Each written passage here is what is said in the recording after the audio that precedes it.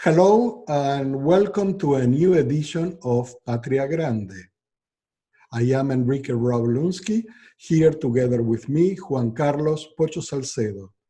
And in today's program, we are going to talk about Puerto Rico, or the Commonwealth of Puerto Rico, an interesting case because Puerto Rico has a unique situation that it's not a state of the United States of America, although the population of Puerto Rico, they are citizens of the United States. Yes, indeed. This is Pocho Salcedo, and we are going to look at Puerto Rico from the eyes of two Latin American people who made out of the United States our nation. We embrace this country. So we sort of have maybe a different perspective from the regular American listening to this program, because we both grew up outside of the United States, speaking Spanish in countries that in the early 1800s decided to become independent. And our sister nation of Puerto Rico never took that step. Yes, so Pocho, what about we listen to a couple of comments, one in the Congress of the United States, speaking about Puerto Rico and its situation right after the Hurricane Maria, and also from a representative from the Independentist Party in Puerto Rico, and then we continue the conversation. Sure.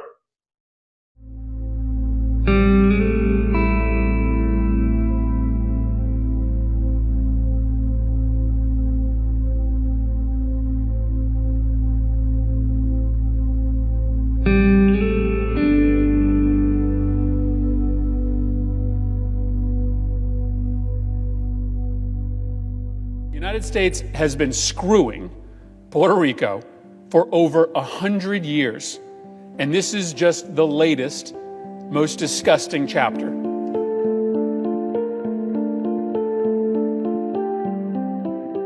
There is an undercurrent in the discourse about Puerto Rico that is as pernicious as it is ahistorical.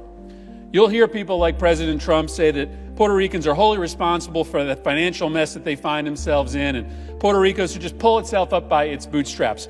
The rewriting of history ignores the fact that the federal government and Congress, we've had our hands tightly wrapped around those very bootstraps since 1898. Puerto Ricans didn't ask to be part of the United States. We acquired the island. But being a commonwealth or a territory is permanent second-class status. Without access to the same healthcare reimbursement, the same infrastructure funding, the same education dollars as other states, Puerto Rico starts every single race 50 feet behind the rest of America. These built-in disadvantages are designed to hold Puerto Rico back. They have been in place for 100 years to keep Puerto Rico from being a true economic competitor with the mainland. And believe me, the Puerto Rican people have done everything they can to overcome this discriminatory treatment. But despite the strength of the Puerto Rican people, they're stuck because Washington has tied their hands behind their backs by taking away the right to vote in federal elections, virtually guaranteeing Puerto Rico's economic disadvantage will never, ever be remedied. It's a black hole from which Puerto Rico and the other 4 U.S. territories can never escape. Congress should give Puerto Rico every cent that they need, and I'm glad that we came together this week to approve the latest round of emergency aid. But it's long past time that we address the second-class treatment that we have given the people of Puerto Rico for decades.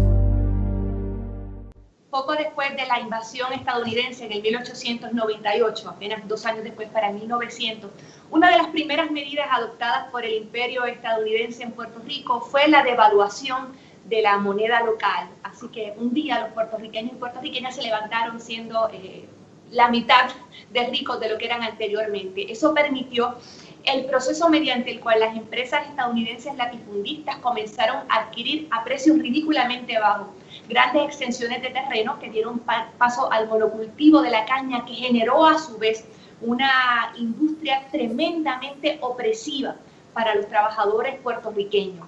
Ante la incapacidad de sostener un régimen que garantizaba la absoluta miseria, comenzó en Puerto Rico para los años 40 un proceso de industrialización que cambió al patrono latifundista cañero por el patrono también estadounidense de cierto tipo de industrias. El resultado es que ya entrado el siglo XXI, todavía en Puerto Rico existe una cultura de privilegio al capital estadounidense que permite que en un país económicamente deprimido, con una deuda pública absolutamente impagable de 72 mil millones de dólares, las empresas extranjeras en Puerto Rico se llevan en dividendos, en ganancias y en intereses 36 mil millones de dólares de aquí a los Estados Unidos, por los cuales tributan una cantidad realmente irrisoria. Así que todo el sistema de dominio político en Puerto Rico ha estado asentado también sobre el dominio económico que permite, por ejemplo, o que nos obliga, mejor dicho, en Puerto Rico no podemos comerciar libremente con ningún otro país. Nos obligan las leyes de los Estados Unidos, como la ley de cabotaje, que nos obliga a utilizar la marina mercante de los Estados Unidos, que es la más cara del mundo, y que entorpece además el sabio diseño de rutas comerciales. Venimos obligados por la cláusula de comercio interestatal en los Estados Unidos, que quiere decir que aquí se puede establecer cualquier empresa estadounidense sin ningún tipo de cortapisas. Uno de los efectos de esa política de protección a los intereses estadounidenses ha sido la aniquilación del comercio local debido al establecimiento en nuestras islas de grandes comercios estadounidenses que eliminan, sacan del panorama al capital puertorriqueño. Así que en realidad nuestro vínculo de subordinación a los Estados Unidos, lejos de ser una vía a la prosperidad, lo que ha generado es pobreza y un estado de beneficencia que hoy en Puerto Rico ha producido que apenas el 40% de los hombres y mujeres que viven en este país participan del mercado laboral, y de hecho más de la mitad de los puertorriqueños viven bajo el nivel de pobreza. Okay, what interesting comments that we just heard. The acknowledgement of Puerto Rico as a colony of the United States, and although its citizens are considered citizens of the United States, it seems that they belong to a different category. They don't have the same rights as every other US citizen. And over the years, every time that Puerto Rico was presented with an election so they could choose whether to become independent or not, they chose to continue being a colony of the United States. Well, this is an amazing situation, especially for a country like the United States that was born a colony and shook itself off in the 1700s and decided to become an independent nation and fought for it and inscribed in our Constitution, in our Declaration of Independence, to be precise, is we the people. And we the people are the ones who decide. Except in Puerto Rico. They don't decide, you know? Exactly. Except in Puerto Rico, because they cannot vote for president. They don't have representation in the Congress of the United States, but they are still citizens of the United States and they have the American passport. Correct. However, at the same time, facing that reality, I think we should face another one. Why did Puerto Rico transition from being a colony of Spain in the end of the 1500s to become a colony of the United States in the 1800s and absolutely not have that fire inside to become an independent nation? That is something very interesting because 1898, the war that the United States had with the Spain, that's where Spain loses the island of Puerto Rico. Right. It also loses Cuba. Cuba and Puerto Rico were the last two bastions of Spain in the Americas. And at that time, Spain loses both islands. One walks towards independence.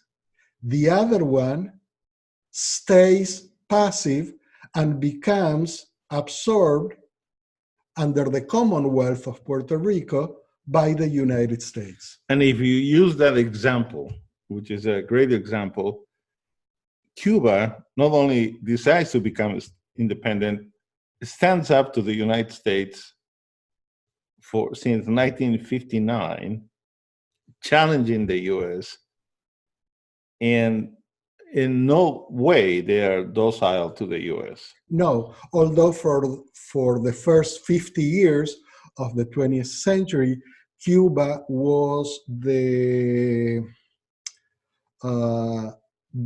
unrecognized or not mentioned colony of the United States. That was the place where Americans used to go to have fun.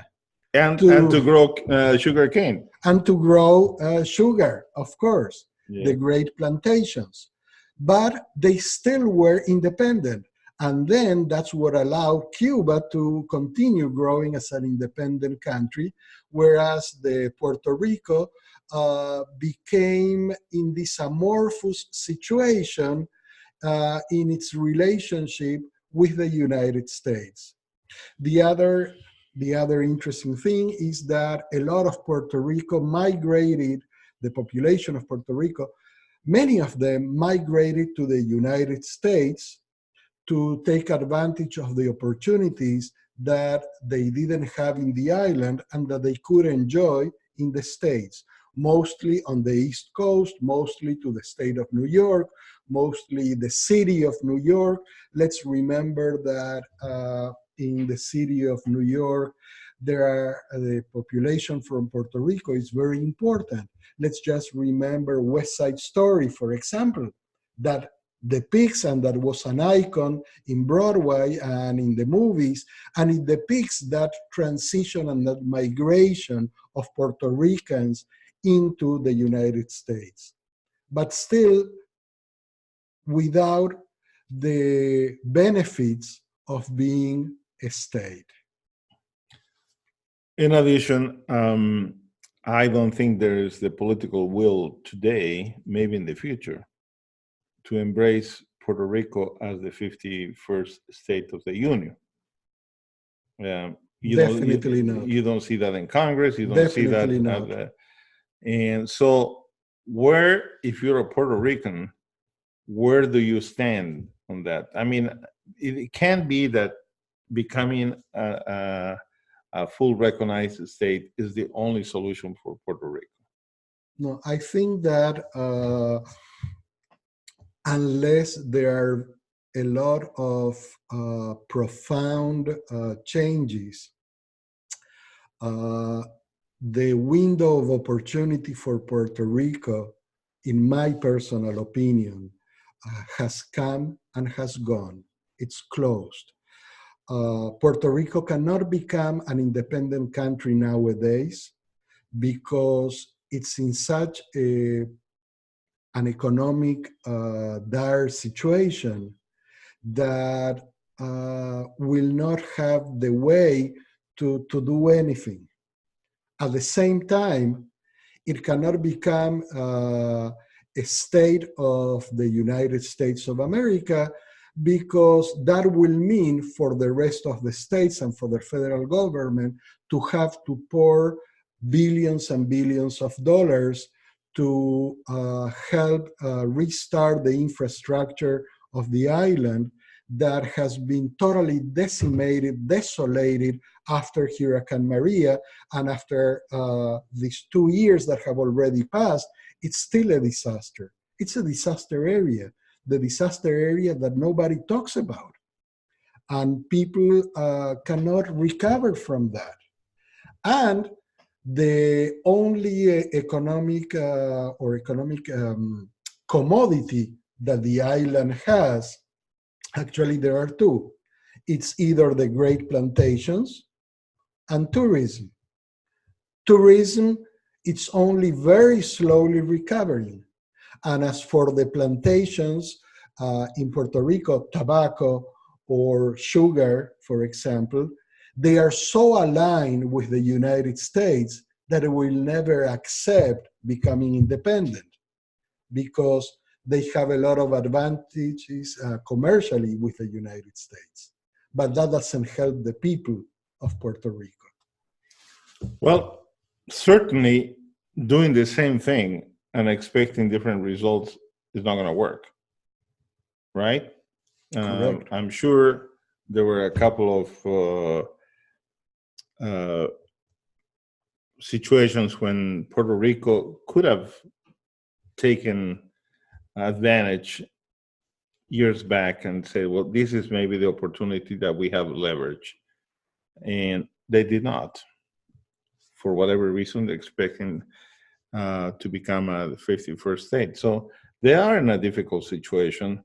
But I think if we keep insisting on becoming part of the union, which might be one of the options, but I don't see on the side of Puerto Rico a great support for the Partido Independentist party either. No, and you well said that when we were talking about this, that during the Cold War, during those years, the Independentist Party was tainted with the image of being a communist party, of being a leftist party. And that meant that it's a stigma that remained until nowadays and prevented that party to grow in popularity within the island. At the same time, let's remember that the people that remain in the island are those that cannot migrate to the United States, because those that belong to families with certain economic means have migrated to the States and have made their life in the United States a kind of life for them and for their families that they wouldn't have in the island of Puerto Rico. And they don't come back. They don't go back. It's a very interesting situation because for the most part, people from Latin America that come to the United States, even becoming US citizens, they still preserve a link to their countries of birth. Yes. Well, this is a difficult situation, obviously, beyond the constraints of a discussion like this, but we just want to plant these questions to our audience, and we would like to hear from Puerto Ricans themselves that probably have better ideas and see it a little bit in a different context that we do. However, on the positive, they have remained basically a Spanish language culture-based nation. And, you know, with all these years, you will think that everybody in Puerto Rico, not in the United States. Not in the United States. The Puerto Ricans in the United States want to be more American than anybody else. The Americans. Yeah. They will speak English in detriment to their native language. Exactly. But in Puerto Rico, they still hold to Spanish as a language. Another contradiction that the future might solve. And the other thing that we were talking off camera also is the fact that Puerto Rico is an island. Hawaii is also an island, and Hawaii became the 50th state of the United States of America. Okay, so who knows what the future may have on hold for Puerto Rico. I still believe personally that Puerto Rico will greatly improve its own economy if it starts looking more towards South America and the countries in Latin America, at the same time that they keep this link with the United States. Okay. But they need to open to the rest of the world and surely to the rest of the continent to solve the economic crisis in which they are in. With all due respect, we say to Puerto Rico, or I say, reinvent yourself. And in this note, we conclude this chapter of Patria Grande. Till the next time. Thank you.